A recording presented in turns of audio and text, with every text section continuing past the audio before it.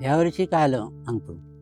ज्यावेळी मोर येतो त्यावेळी 18-16 डिग्रीपर्यंत टेम्परेचर आलं की मोर यायला बाहेर पडतो, सुरू जातो. आणि ज्यावेळी मोर फुलतो, कणी म्हणजे आंब्याची बारीक कणी सेड होतं ना, त्यावेळी जरा टेम्परेचर वाढलं पाहिजे. 20 तरी किंवा 18च्या वर पाहिजे. आणि त्यावेळीच मोर ज्यावेळी फुलला त्यावेळीच टेम्परेचर आले एकदम 11, 10, 13 एवढं खाली आलं. त्याच्यामुळे मोराचं सेटिंग झालं नाही बरोबर. मोर जिथल्या तिथले फुल ते कोमेजून गेलं आणि आंब्याचं उत्पन्न यंदा कमी झालं, असं माझं मत आहे, माझ्या अनुभवात होता.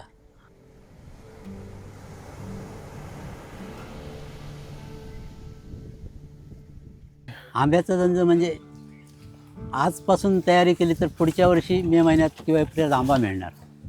आज त्याचं मेहनत घेतली झाडाची, त्यांचं काय ते गोवर, खत, ते पतारालाई करणं सर्व मेहनत घेतली, त्याचं भांडगुळ काढलं पाहिजे. एवढं करून नंतर पुढच्या वर्षी एप्रिलला आंबा निघणार आणि नंतर त्यावेळी पैसा मिळणार. लगेच पैसा मिळणार. हॉटेल का कसा आज खरेदी केला कच्चा माल, दुपारी जेवण घातलं, संध्याकाळी दुपारी पैसा. पण ह्या धंद्याला तसं नाही. आज पैसा घालणार तर वर्षांनी पैसा मिळणार.